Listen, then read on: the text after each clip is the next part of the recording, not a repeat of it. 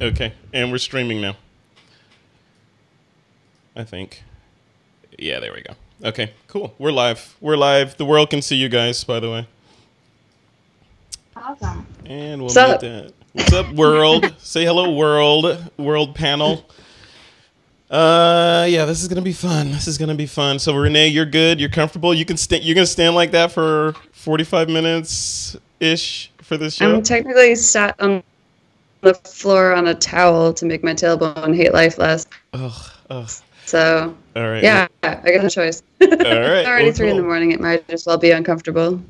Oh yeah, I feel bad. And Gilmar, you have who is that next to you?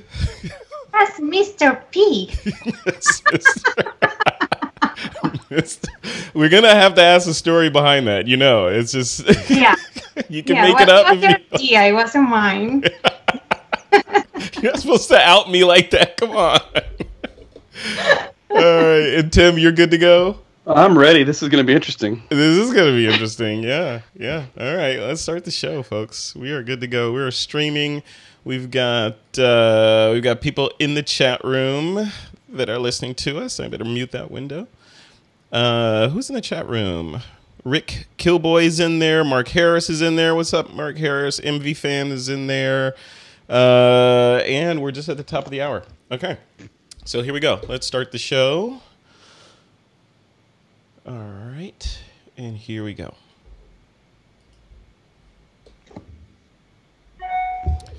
Hey, folks. Welcome back to another episode of This Week in Photo. I'm your host, Frederick Van Johnson. Today's show, continuing in the trend of doing serious shows like I did last week about depression, this show is about a topic that I believe is probably unanswerable, and that is...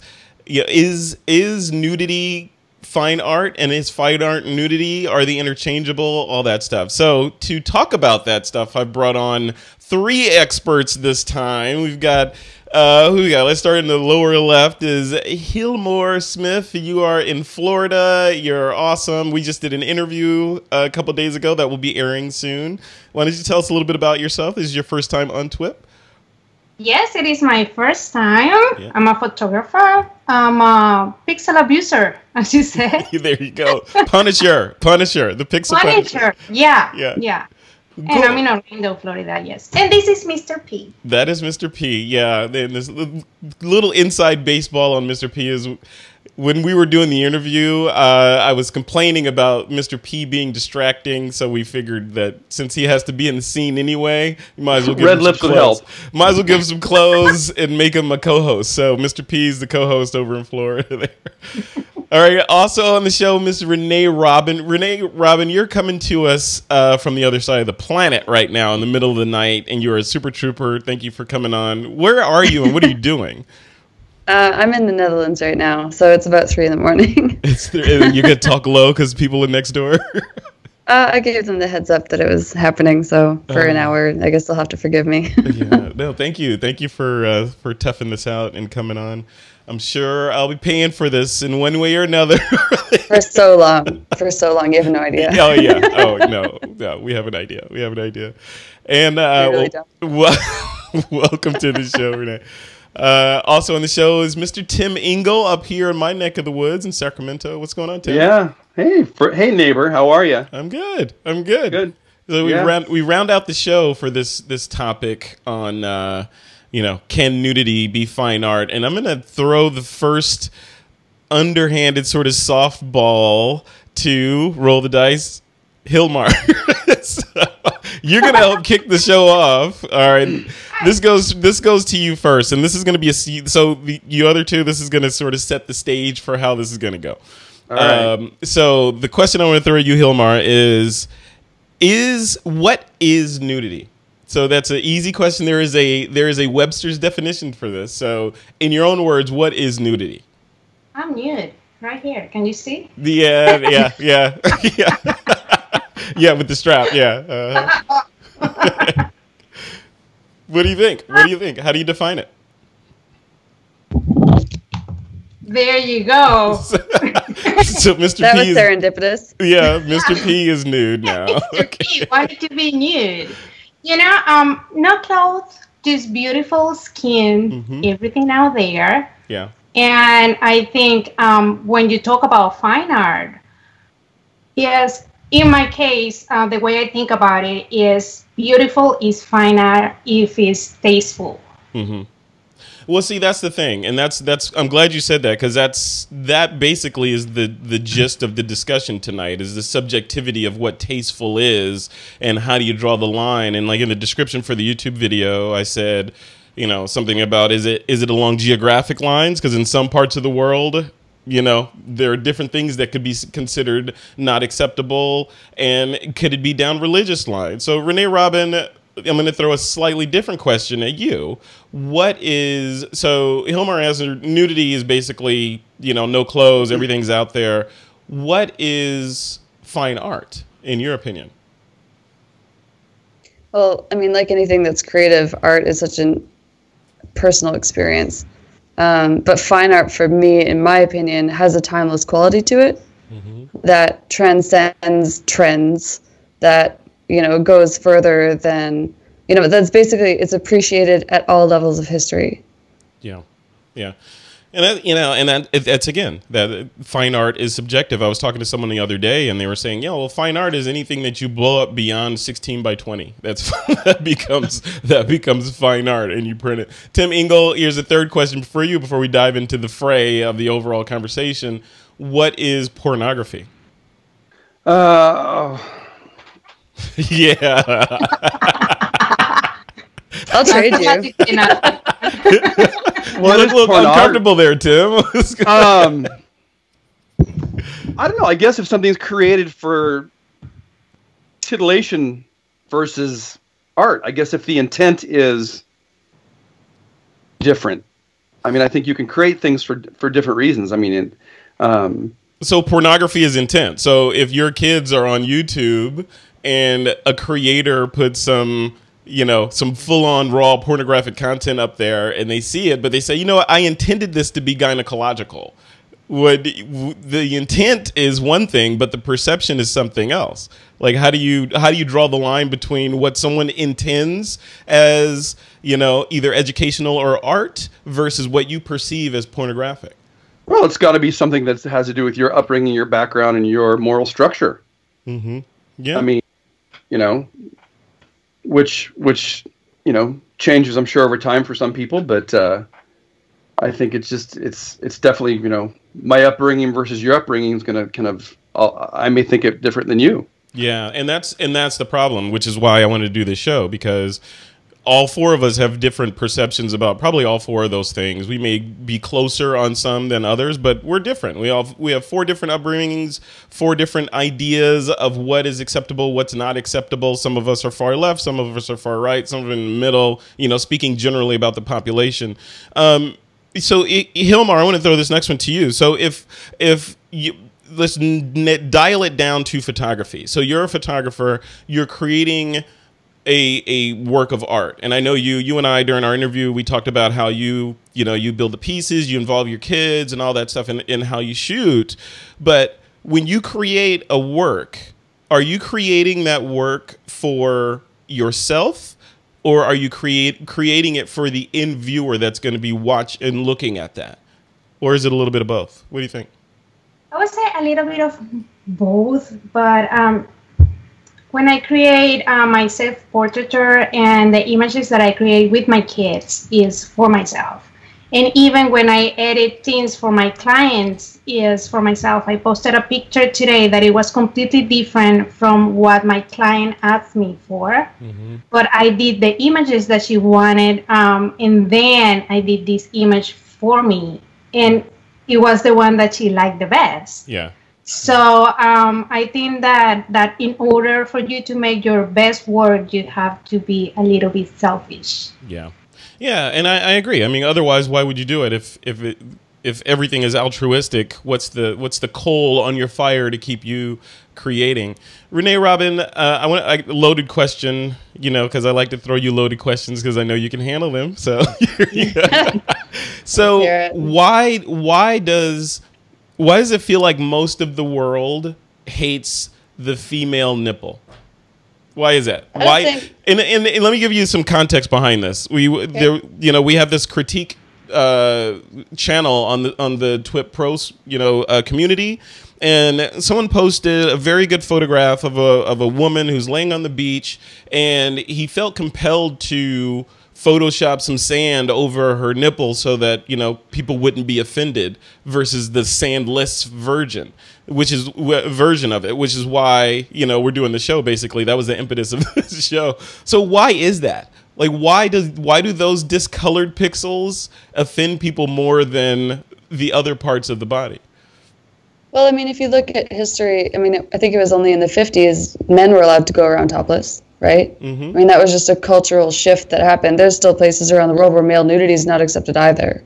Yeah. I mean, we're basically speaking from a North American standpoint. Europeans, of course, are far different in a lot of places anyways, where, I mean, I was just on set today where everyone was talking about, like, going to the swimming pool topless because that's just what people do. Like, it wasn't, like, a weird thing, right? So, I mean, as far as the perceived sexualization of female nipples, it's just, like, purely cultural programming coming from, a largely Christian and Catholic background, in my opinion. And, I mean, on top of that, there is the perception of, it's, we, as women, give birth, and we have kids and we feed people off of that, and like we grow other humans and so on and so forth. So like really, but even when we're first born, that's our like first connection to another human, right? Mm-hmm. And then somewhere along the line there, that gets, almost turned into like a deification, right? I mean, you go back into history and like sculptures, thousands of years ago, there are like these fertility sculptures with, massive breasts, right? And they're revered and they're special and they're not something necessarily to just be thrown out there, right? And then maybe some cultures it was, right? But we, especially in North America, are coming from a Catholic and Christian background, and that's largely conservative and male dominated. And that's what we have, all these years later. Do I think it can change? Of course. Yeah.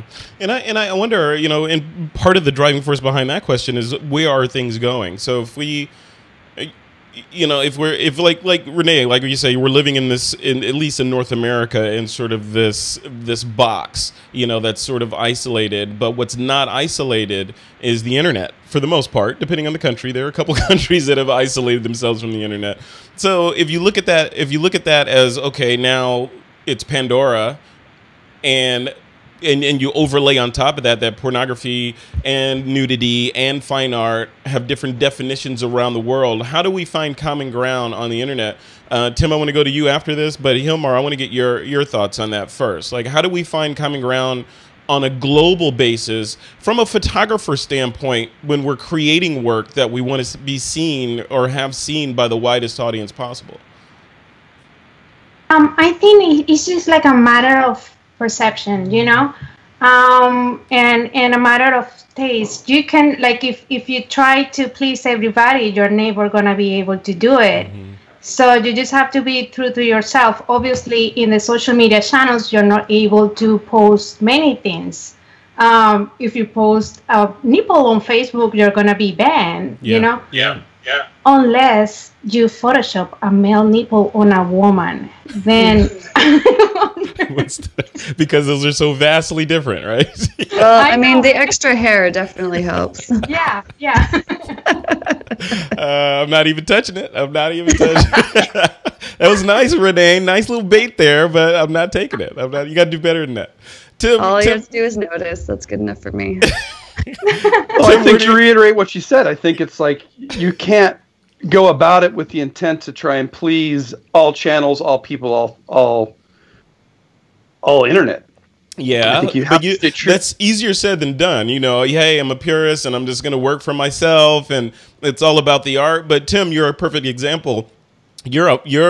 You make your living shooting corporate stuff and models and all this other stuff. You can't afford to have a negative perception, because people are like, oh, wow, that's the nude shooting guy, or I feel like that was pornographic. I'm not going to let him photograph me or whatever. How do you reconcile that? Because you've photographed nudes as well as corporate shots. So how do you keep them separate? Yeah, I mean, I'll shoot them for personal projects, and it's not, I mean, bottom line is I'll do what makes me money for the most part. It's like the corporate stuff is what, and I enjoy the corporate stuff a ton. I mean, I enjoy meeting those people and doing that work. Yeah. The nude stuff is for the personal use or fine art printing and things like that. So I don't market to that. That's just an outlet that I have as a personal side. Yeah. So it's not going on the web as part of what I do because it's not the thing that makes me money. Yeah. Renee, who do you pander to when you create your artwork? Are you pandering to yourself, or are you pandering to the client? Or are you pandering to, if it's a personal work, depending on who it is it yourself, the client, or the end viewer of that work? For me, I mean, I'm pretty strategic with the work that I make. I am not emotionally connected to the work at all. Like I don't put how I feel into any image. There's only one that's ever happened with, ever. And so, I mean, that's why I work in the commercial side, because I like to create the work. I enjoy it, but I don't actually fucking care about it. Yeah. Because I know when I work commercially, right, I can't get attached to it because I know that they're going to change it. They're going to ask for revisions. They're going to this, they're going to that. I can't feel anything for it. But that's weird. So, I mean, 'cause looking at your work, though, it's you have feeling and emotion and all that in your work. It's hard to believe that you're just like, going through the motions. It feels like you're in it. Yeah, because I know what psychology is, and I know what makes people feel things, right? That's once again like why I work commercially. Why I can do it, because I know that, okay, these kinds of colors and this kind of framing is going to tell this kind of story, and this is going to help this company sell stuff. Yeah. Right? Yeah. I mean, I don't know too many commercial artists who are successful who feel a lot about the work that they do because they burn out, because all of a sudden you're being told revision, revision, revision, revision. When you're emotionally connected to it, it feels like you're not good enough. Yeah. Right? So you can't. I can't. Well, that doesn't mean that I don't enjoy the process, because I do 9 times out of 10, right? And like the personal work that I make is to get more clients, right? It's to get more work. It's to evolve, what industry do I want to get into next? Better start making some of that work, right? My personal expression comes out in writing. It doesn't come out in pictures. Well, that begs the question then. So what is your motivation for being a photographer or a compositing artist, or whatever we want to label ourselves as? What is your driving force? Is it just revenue based, and when you get tired of photography you'll move to something else, or is it more about the art? I didn't get into photography like everyone else did, of like this hope and a dream of like, oh my god, I'm gonna have a career as a photographer. I was crippled, right? I just didn't have a choice, right? So it's like a very different experience for getting into a creative field, right? It was that like, I'm stuck in bed for 6 months, my rent's due in 3 weeks, now what the hell are we gonna do?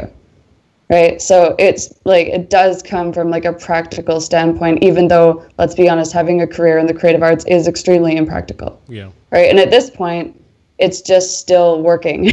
Yeah. And so I'm like extremely envious of people who are so emotionally connected to the work that they make. I think it's awesome. I can't relate. Well, speaking of people that are emotionally connected to the work that they make, who do you think I'm going to talk on next?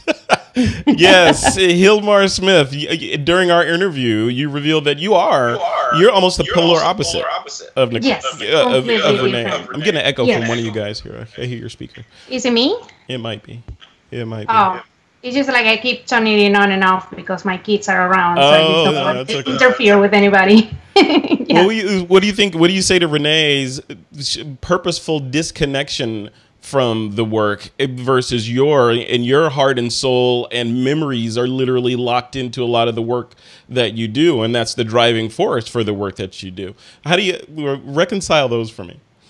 Well, that's amazing because I'm a huge fan, and her work is very, very emotional. Like, if you look at those pictures, I mean, you convey emotion a lot with it. But to me, my case is different because photography started being something like an outlet, an emotional outlet for me.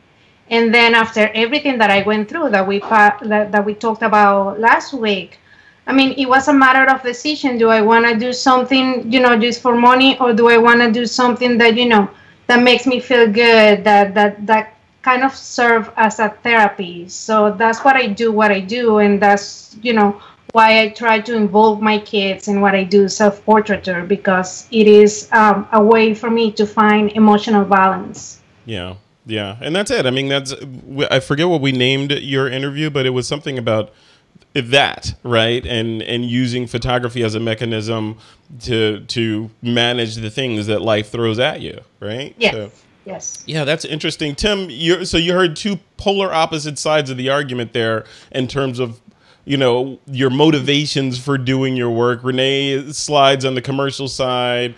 Gilmar is commercial as well, but more on my emotions are in the pixels, even though she likes to punish them. But they're in the pixels. That speaks a lot about. That says a lot about her.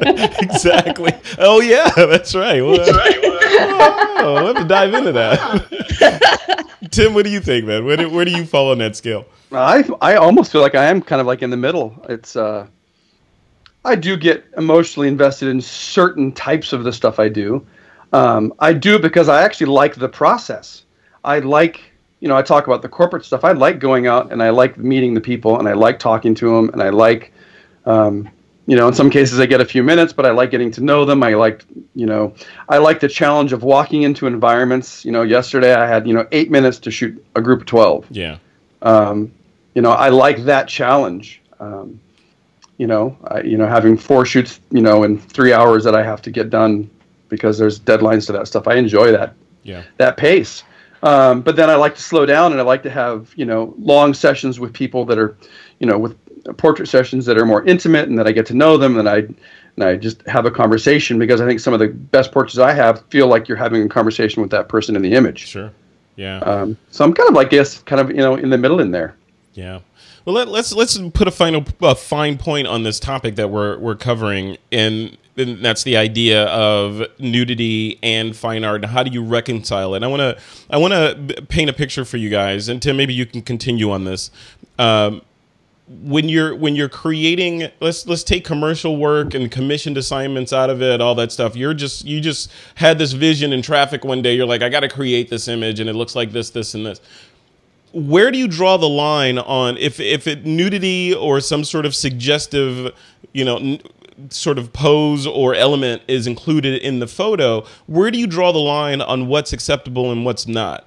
For example, I can show down to the waist, but I can't show any pubic hair. Or I can show, personally, I could show a little bit of the side, but not too much nipple in there. Like, where do you draw the line at? What's acceptable for you as a personal artist?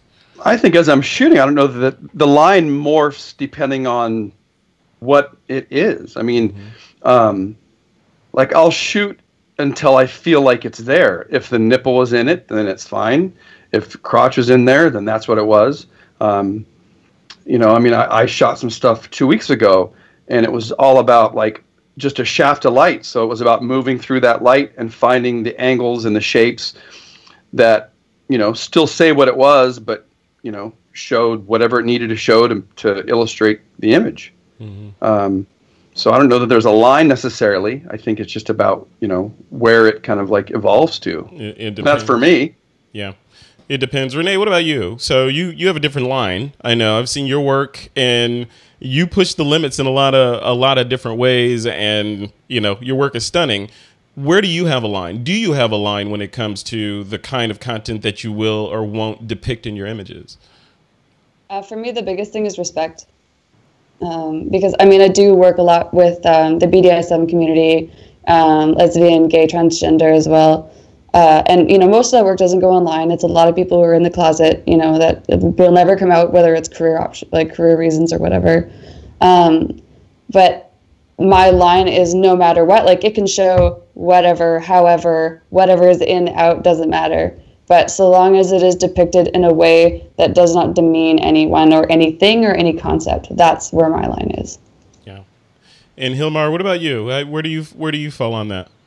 I think that it's just like Renee says, respect. I've done, boudoir sessions are not my thing, but I've done it for friends and I've done it for people that have approached me, and is whatever they want me to do whenever they feel comfortable. And And to me, it's a matter of taste. If it's tasteful, if it's sublime, is there is a little bit of mystery there. I mean, Yeah. that's my style. Yeah. No, I agree. Yeah, because and that's this is the hardest unanswerable question for many artists, right? That work in visual medium, and that's the idea of what is acceptable. Like you look at, any piece of art from, way back in the day, paintings, sculptures or whatever, and nudity was less of an issue, like Renee brought up, versus today it is an issue. And I think part of the issue is the fact that we're on a smaller planet, through the grace of YouTube and Facebook and Instagram and all that. Everyone, for the most part, or many of us, are connected. So now there needs to be that global thread or netting around us of what's acceptable and what's not acceptable. And Gilmar, I want to keep going with you on this. I want to ask your thoughts, specifically because you are very active and prolific on social media. So you post a lot. You're posting your stories. You keep up to date every day. You're in helicopters. You're all over the place doing cool stuff, right? So, so that means that the people that you are funneling your content through have the final say on what actually gets out to whom, So as an artist, as someone just posting, this is my day, this is something I did today, maybe you guys can enjoy it. But as an artist, when you post content and it has to go through a little mini tribunal at YouTube, Google, or Facebook, how do you manage that? Like, are you creating art for the censorship at Facebook, or are you creating it for yourself? I create everything for myself, and I respect my viewers. And I'm a parent. I'm a single parent, so I have that responsibility because the most important thing in my life are my kids and the view that they have, of me. So I try to create something that please my standards, and something that not to please everybody, but that somehow. People can enjoy, because that's what I want. I want to bring joy to people. Yeah. That's my jam. Yeah. Yeah. Well, that microphone in the top hat on the microphone is bringing joy too. Yeah. Renee, I want to have you tackle one of the questions that just came in through the chat, and it's from Gary Monroe. He says, "Why isn't the question what can't be fine art? Like, what, in your opinion, what cannot be fine art? If it's subjective, is the answer nothing? What do you think?" Yes, I mean, I think that's exactly that. If you're trying to define what fine art is, every single gallery in the planet is going to have a different idea of what fine art is. Every single social media platform is going to have a different idea of what is, acceptable fine art and unacceptable fine art. Yeah. So it's a matter, in my opinion, of finding whatever channels suit whatever your rules are and sticking to that and putting the blinders onto the rest. Doesn't matter. Just find your tribe, find your people, your humans, your bots, whatever, and then run with it. I love it. Yeah. Timmy, you were going to say something? No, just agreeing. Yeah, I think finding that channel. Yeah, Tim. No, go ahead. Sorry, Renee. if I can expand on that. Like, a lot of people will say, like, "Oh, what's the best social media channel network? Which one should I be putting my focus onto?" I'm like, man, I've seen everyone succeed on every channel, and it doesn't necessarily mean that it's Facebook. It doesn't necessarily mean that it's Instagram or Snapchat or whatever, right? I mean, there's so many ways to communicate with people and with humans to share whatever it is that you're working on. Yeah. It's about finding that, right? And it's the hardest part is at the beginning when you're just trying to find out where that is, right? And that just takes time. Yeah. I want to switch gears a little bit and talk about motivations for shooting this kind of content from photographers. And, I've talked to hundreds of photographers over the years. I know a lot of people that do photography for varying reasons. In fact, almost everybody has a slightly different reason for clicking that shutter button. And I want to put it out to you guys. Gilmar, we'll start with you, and then we'll go around the table. The motivations, in your opinion, not speaking for yourself, because we know why you shoot, and all that, but looking at other photographers when they're taking photos of the female form, let's just say the female form, of nude women, do in various positions. Is that art? do it. And I'm asking genuinely, is it art just to take the photo of it and say, hey, here's a naked girl in this position? Or does it need to have something more to the shot in order for it to be considered art, or just creative lighting? Like, what do you think? It's a matter of taste and style. You can have somebody naked just by a window, and it's the way that you shoot it and the way that you pose it. And I mean, Lindsay Adler does fantastic nude photography. Yeah, she does. And her lighting is out of this world. And there are some other fine art artists that do it like perfectly. So to me, it's a matter of lighting, style, posing, and whatever you want to convey. Yeah. Yeah. Renee, what about you? I mean, where do you fall on that spectrum in terms of, if you like, and I know you have an opinion on this, so don't hold back. So in terms of, when you see work online that is, like the pretty girl on the beach, or the pretty girl in the car, or the pretty girl doing X, Y, and Z, and it seems like it's for the sake of, saying that, hey, I got a pretty girl to stand in front of my camera. Like, where do you fall on that? Where do you draw the line at what's art and what's not, looking at it through that lens and not the lens of, well, if the artist said it's art, then it's art? What do you think? My line comes across on whether or not it starts a conversation with myself. So if it's fine art, in my opinion, it'll be something that strikes me, that I don't just like double tap scroll, right? Mm-hmm. Fine art will grab me and hold me, for better or worse, right? Fine art, in my mind, doesn't necessarily mean beautiful, right? I mean, like Gregory Crutzen, for example, photographs like beautiful decay, right? Of like the American dream, right? Yeah. People wouldn't call that classically beautiful, but is it fine art? In my opinion, absolutely. So yeah, I think if I had to sum it up quickly without taking up the rest of the time, I would say, does it start a conversation? Does it make me question things? Does it make me feel anything good or bad? It doesn't matter whether I'm like, oh my God, that's so repulsive, right? It's still eliciting an emotional reaction from me. Yeah. And then if we're going fine art nude, then I guess that's whether they're clothed or not, right? Yeah. Fine art is fine art, and then nude is they're naked or they're not. Right. Right. Right. Yeah. Yeah. Yeah. The whole thing is interesting. This is a fascinating topic. We could totally talk about this forever and ever. Tim, the same question to you, right? Like, where do you draw the line at, and how do you, the difference between, hey, pretty girl, stand in front of my camera and take your clothes off, or hey, pretty guy, whatever, versus I'm actually creating something of value and elicits a response like Renee was saying. I was thinking the other day I got an email for a cruise that apparently was like a workshop to photograph nude women. Okay. And so I was thinking, well, I think the difference there is they're taking pictures, they're not making pictures. Yeah.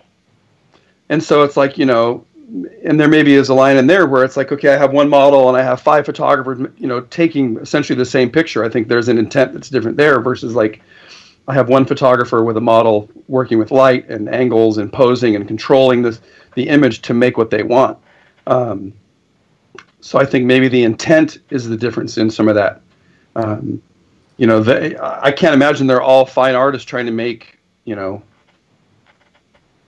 body of work. I think a lot of them want to just go see beautiful women naked on a beach. Right. Well, and then here's the question. Back to the conversation about the sort of internet censorship overlords, that everything that you press post on filters through and has the potential of either being knocked down and no one sees it, or, at the worst case, having your account shut off. Right. So Gilmar, looking at things through that lens, because this, like we said, these conversations about pornography versus fine art, all this stuff has been had for decades, back in Penthouse and Playboy and, before that, and people have these conversations over and over again. But the spin that I wanted to put on this part of the conversation is the internet, and not only the services that we have to filter our images through, but also, you could post an image on Facebook and somebody could find it offensive, and now you've offended a small group of people, and now you're a villain.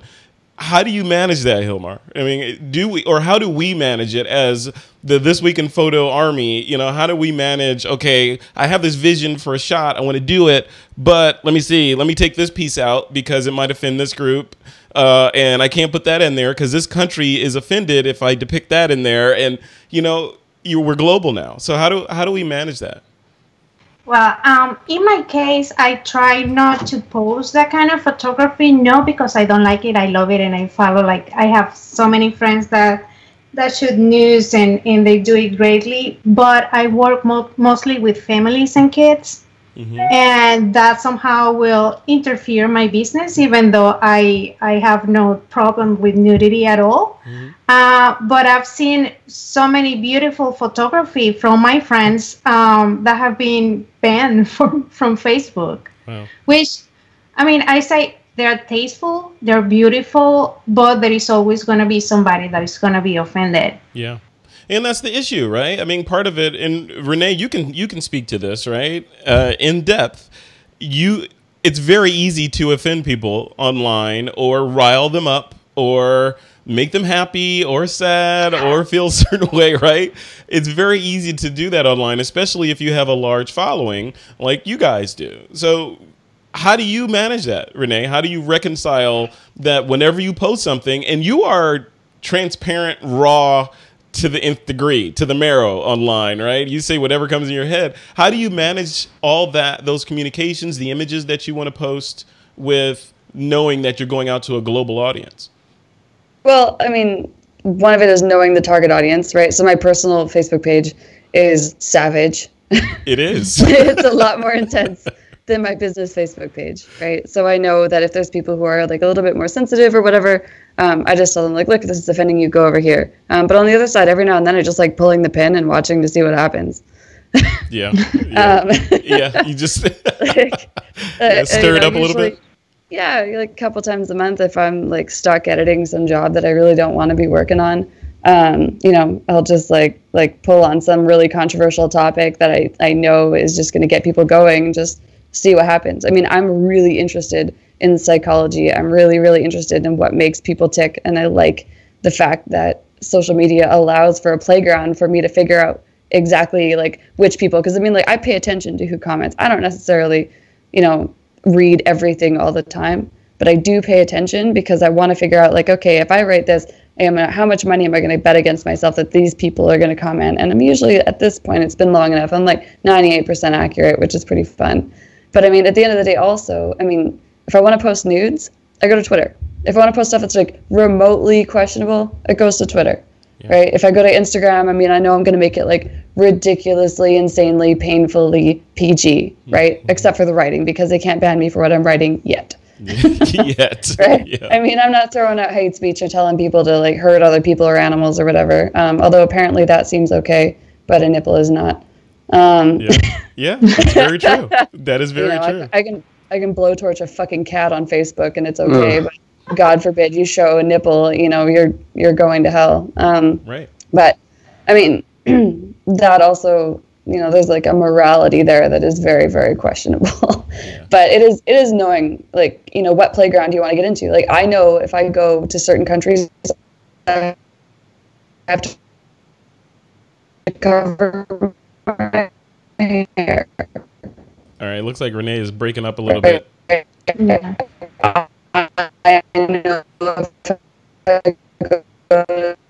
Yeah, Renee, your connection is dropping or slowing down at least. So let me. Did I lose you guys? No, we're still here. Tim, let me throw it to you while Renee's connection throttles back up. So, what do you think about that? Posting on Facebook and social media, actually I don't have a big following on that stuff, and I'm not an engager on that stuff. It's a time for me that I'm not interested in sitting and typing. Mm-hmm. I try and just I'll post on Instagram once or twice a day, And I'll just have that preset already with all the things I want. But are you worried though? Are you worried at all that, because and I think you are, because I look at the stuff that you post and I know your body of work. I've seen the stuff behind the scenes that you shoot, and there's a line there of stuff that you will put online versus what you won't put online. So how do you... I don't know that I'm worried about it, but I try and keep a consistent body of work. I've already started one direction that I still continue to try and push that direction. Yeah. There's times I thought about, well, I have this body of work, maybe then I start another channel that's that body of work. Yeah. Because right now it's there's 2 Instagrams now, so one is just the general stuff and one is fairly cultivated for the other stuff. So I don't worry anymore. There was times I thought, I don't want to offend somebody, but now I'm just like, I don't have time to. I love that. Worry. I love that. That's cool. Let's go. Well, see, we're all basically in general alignment. I want to remind the chat room, if you guys want to get your questions or comments, and go ahead and post those, and I'll be going through those in the next segment. And we're all keeping an eye on the chat over there. We see you guys in there typing your stuff in. All right, guys, I want to continue this topic, but I want to take a quick second to dive into the picks of the week.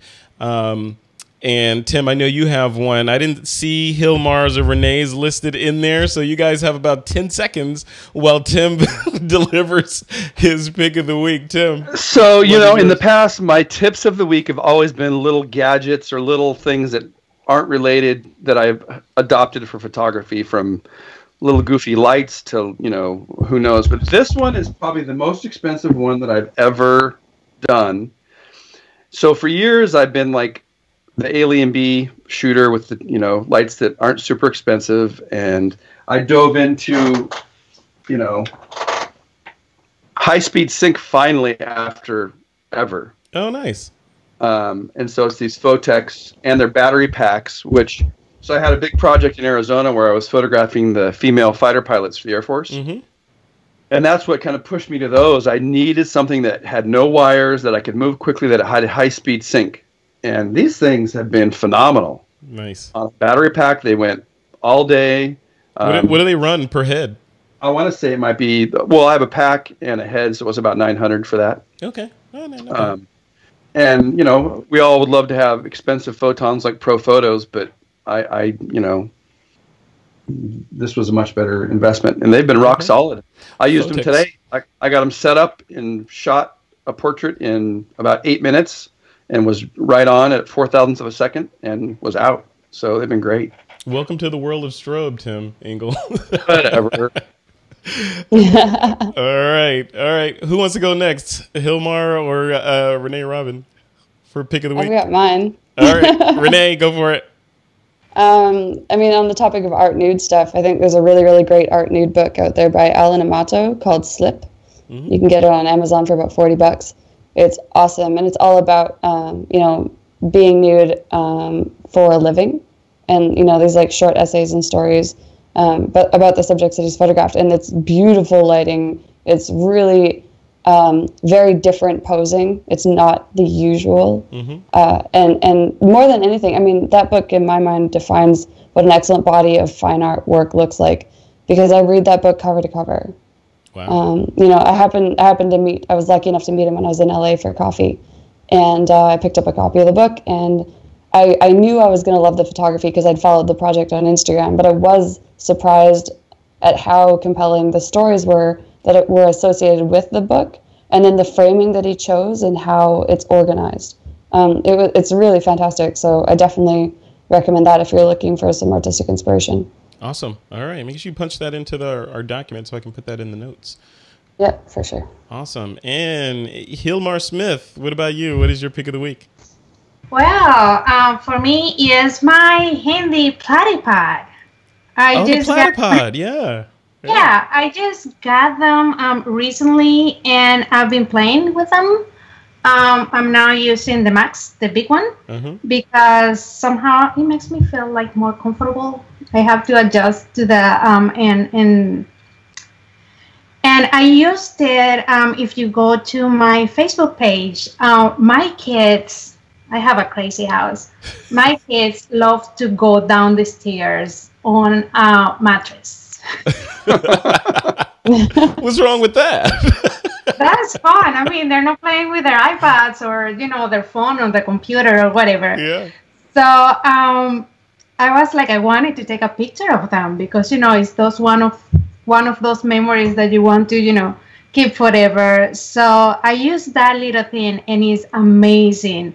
Everything that you can do with it, and it's just so secure. And I put my camera; it doesn't take room at all, and it was awesome. So they have two: the Platypod Max and the Platypod Ultra. I have both of them, and you can just put them in your purse, and it's not heavy at all. Yeah, they're like a little plate. I have both of them as well, and they're like a little plate that you can put a tripod head on top of and put your camera on there, or put a light on there, or whatever you want. Yeah, they're fantastic. I keep one in my camera bag. I have it here. Oh yeah, look at that. Yeah, and their packaging is ridiculous too. It's like Apple packaging. Beautiful. It's very cool. Yeah. Awesome. That's a good first pick of the week. Very nice. All right, guys. So we're going to move back into the show. Before we jump into the Q&A for the audience, I want to give you guys a chance to kind of wrap up the topic of, you know, can nudity be fine art, with some final thoughts on photographers that are pondering this or that shoot this genre. Give them a little bit more information from your perspective on how to approach it, either from, you know, don't post this kind of stuff online, or just do whatever the heck you want to do. Tim Engle, I'm going to let you go first, man. What are your closing thoughts on the topic? Do what you want. But don't call me to bail you out. Yeah. I will say that as a male, I make sure that I have people with me on set so that the intent is always clear on all parts. Mm-hmm. So I have a makeup artist and a hairstylist, or, you know, and even in some cases wardrobe. And I am, you know, I think, and I never have a closed set. It's like, you know, they're like, hey, can my boyfriend come, or my girlfriend come, whoever. I'm like, bring who you want. Yeah. I'll make them hold a reflector.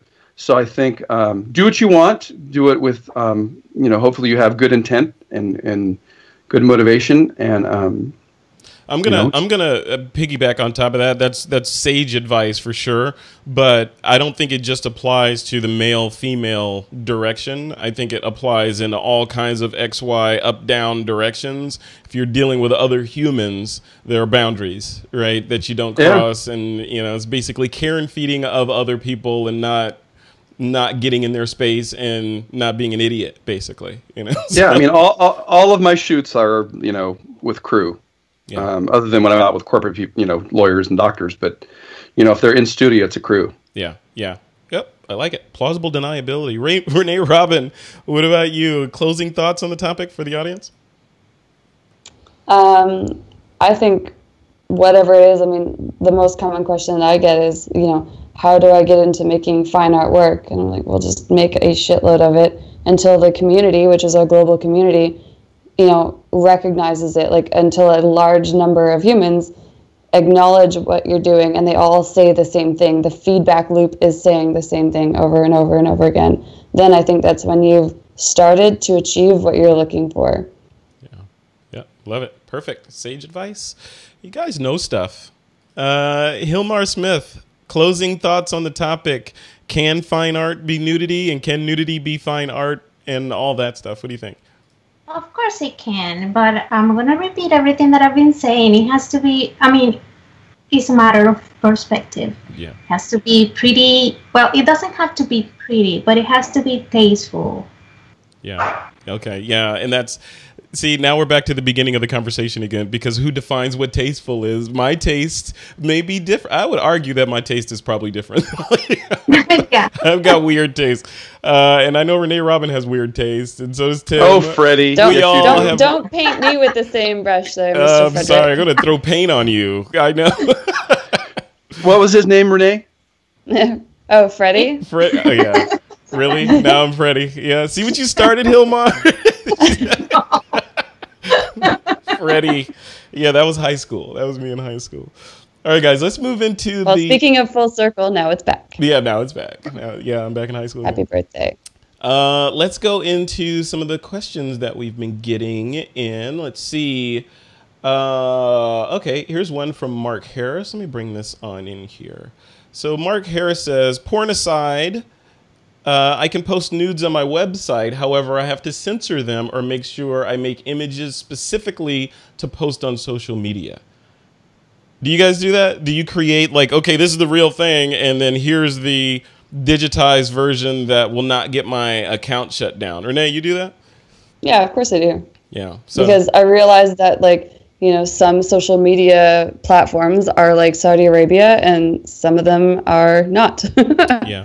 Yeah. And, you know, no matter what country you go into, whatever platform you go into, there's rules, and you either abide by them or you pay the consequences. And that's it. Yeah. Yeah. So, I agree. yeah, of course so you guys all agree on that? So if you're going to do something really close to the edge, then you're going to create two versions of it? Yeah, and I don't like editing or putting black bars on things, so I'll do a version that definitely can be out there as it is. Yeah. Yeah. Interesting. I do big black bars, but I put like funny quotes on the bars. Because if I have to censor the shit that I'm putting out there, I'm at least going to make it funny. Good. If you're going to live on the edge, you might as well live on the edge, right? Yeah, just commit. Yeah. I think I want to start shooting. I'm just going to get cardboard and shoot a version when holding cardboard. Yeah. Here we go. How do you like me now? Yeah.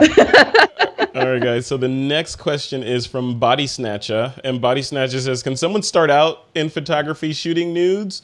Or is it better to work your way, become popular, then incorporate it? Gilmar, what do you think? Should they start that way? Or should they ease their career in that direction later? I wonder how somebody that is just starting says, "Oh, hey, I just had a camera." Yeah.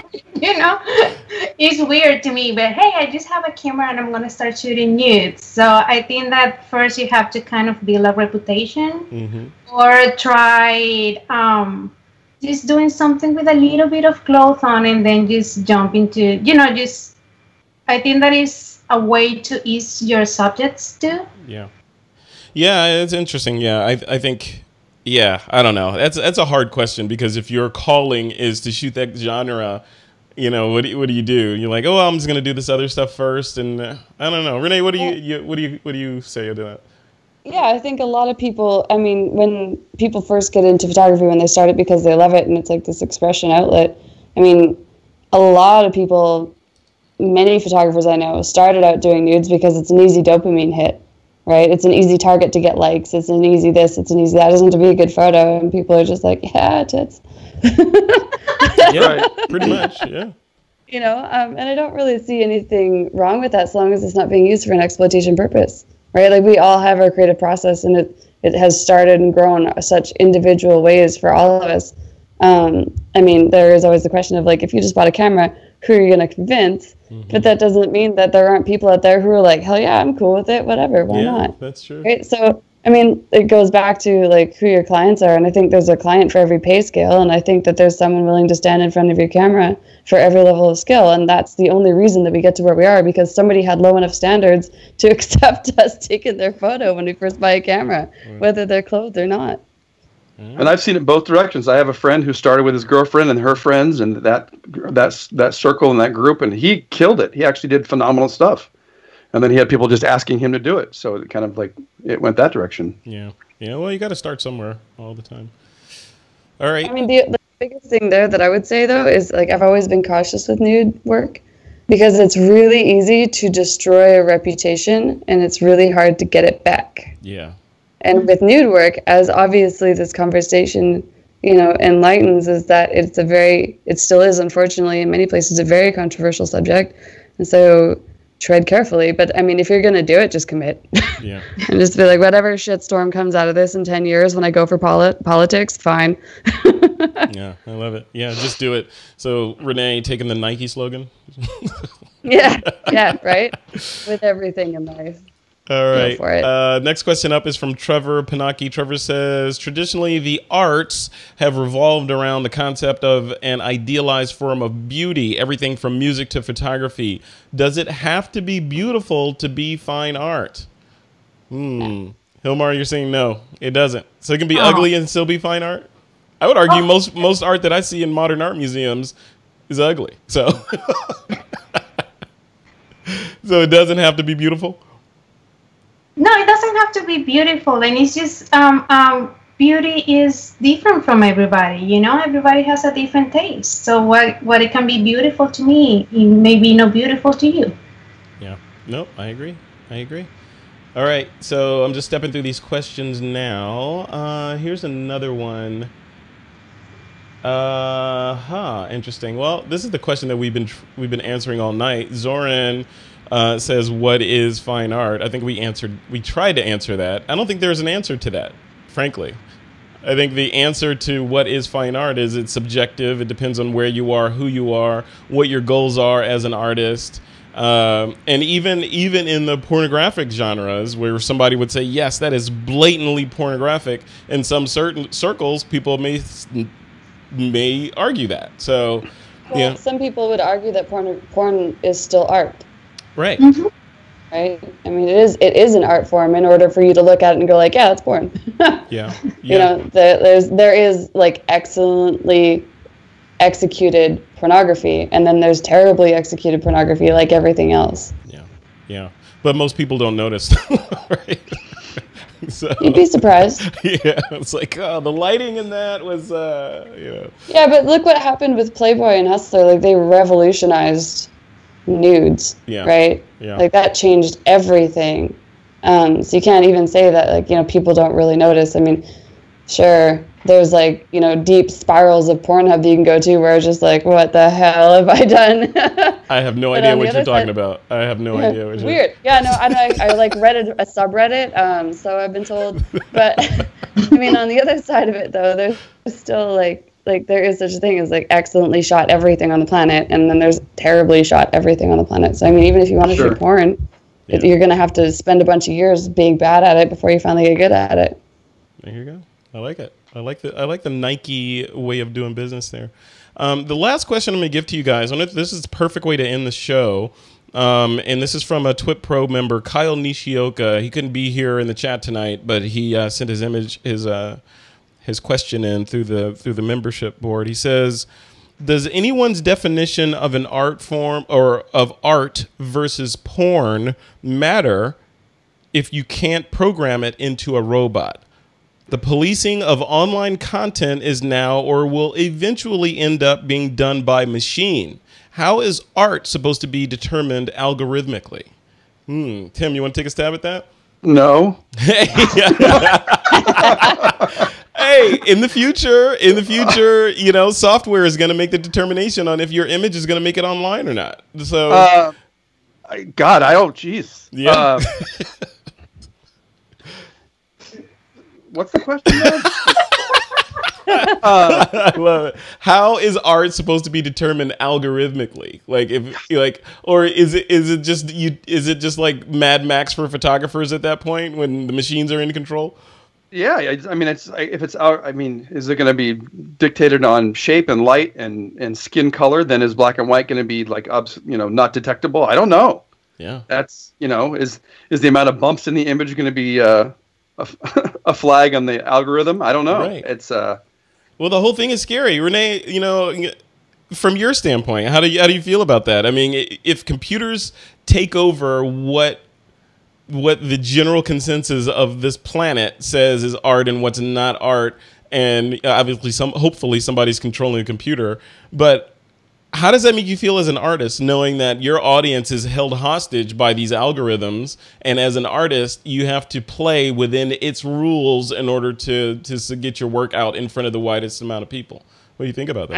I'm super stoked about that. Bring on the AI. Like, AI is so much more intelligent than we are.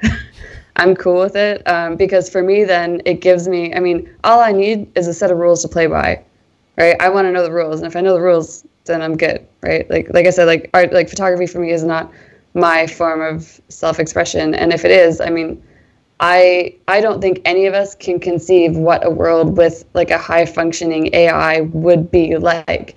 But I can tell you it'd be nothing like it is now, which, given our current circumstances of the world, I'm pretty cool with. I like that little zing thrown in there. But I mean, like, really, I think it's super fascinating. I'm really excited to be inspired because I want to see what the next step is. Yeah, love it. Yeah, science fiction geek. We're right here. We're right there.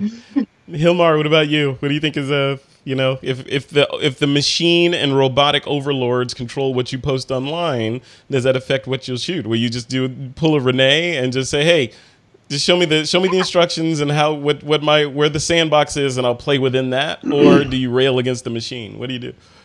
What are you going to do? I mean, you have to be out there. You have to be on social media, so you have to play by the rules, you know? Yeah. Or find a way around them, which I don't think that you will be able to find. It's already what we're doing. Yeah. But I do think you'll shoot what you want to shoot, and the channel will develop still, too. Yeah. Yeah, you're totally right. Yeah. So it will find everything finds its flow. Everything finds its channel. The human species, the human consciousness is like water anyways. It always just seems to find a way to go whatever way it's going to go. Yep. It's usually the path of least resistance or its lowest point possible, right? We're going to be back to like flipping notes and desks, you know, with like the little photographs printed off that are like, we can't put this online, and like sharing it with other kids in class. Nice. That sounds so nice, though. I don't know. All right. Well, cool, guys. This has been a fascinating conversation. You guys are all great. You've been troopers getting through this. Renee, Robyn, thank you for staying up till 4 a.m. in the morning in the Netherlands. That's where you're hanging out right now, right? Yeah, I'm going to go scrape my makeup off with some rubbing alcohol and go to sleep. Well, before you do that, tell us where people should go to connect with you or sign up for one of the workshops you're about to do. Well, that depends on the kind of email you want to send me. So if you're going to send me some hate mail, it's Frederick at... Freddie at... There you go. Yeah. FreddieBJ at hotmail.com. I have extensive filters. Go for it. But no, mostly, I mean, if you search Renee Robyn Photography on most channels, or Renee Robyn Photo, where some places I'm limited, you'll find all kinds of crap. So awesome. Just Google search your find stuff. ReneeRobynPhotography.com is also a very ignored photo updated website. Perfect. Yeah, you've been updating your website for 3 years now. If the clock is counting properly, I think it's been about 3 years. I spent 3 months doing back-end shit the whole time I was home. Last time I was there, it soaked. Still not live yet. Yeah. I told you. All right, well, cool. Well, thank you for coming on, Renee. Hang in for a couple more minutes, and then you'll be in that pillow, I promise. Yeah. Gilmar Smith. There's a bunch of stuff going on with you. I mean, I've been following you. You are now sponsored by Three-Legged Thing, right? Yes. Congratulations. Thank you. And you're sending tripods to the entire This Week in Photo audience, right? Sure, I'm not.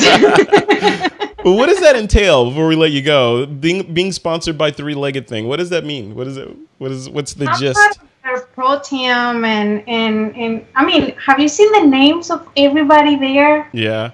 I cannot believe it. I'm just like a little simple girl. Whatever. Uh-huh. Well, congratulations on that. That's awesome. And I'll link to your website or all of your websites in the blog post for this episode, as well as the YouTube description. Last but not least, Tim Engle. Where can people go to connect with you? Engle Photo, so it's Engle. It's either Engle Photo on Instagram or Tim Engle on Instagram, or you're all over. Tim Engle. Flickr, still on Flickr. You're still on Flickr, huh? Yeah. Well, I don't say that negatively. I say that TWiP has a huge presence on Flickr, and I am now moving back towards Flickr because our friends at SmugMug have acquired Flickr, and I know they're going to do something fantastic with it. So I have renewed faith in Flickr not going away anytime soon, which is why I wasn't there before. I figured they were going to be going away. I use Flickr because, for whatever reason, I upload the stuff to that, and then I pull it over to Moo, and my cards actually print really well that way. Yeah. So very cool. All right. Well, thank you all for coming on. It's been a great show. You'll all be coming on again soon. Gilmar, your interview is going to go live shortly. So if people want to learn all about you, that's going to be in the TWiP feed in the next week or so. People can check you out and get an inside kind of look at the world of Gilmar Smith, which is awesome. All right, guys. I think that's it. If you want to, This Week in Photo audience, if you want to stay up to date with everything This Week in Photo, we're at thisweekinphoto.com.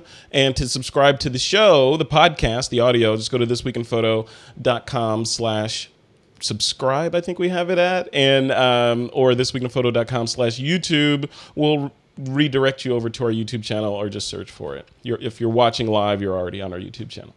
All right, folks, that's it. And with that, it is time to take that lens cap off. Wave goodbye, everybody. Renee, wake up. You can do it. Come on. I'm getting a leg. All right. See you guys.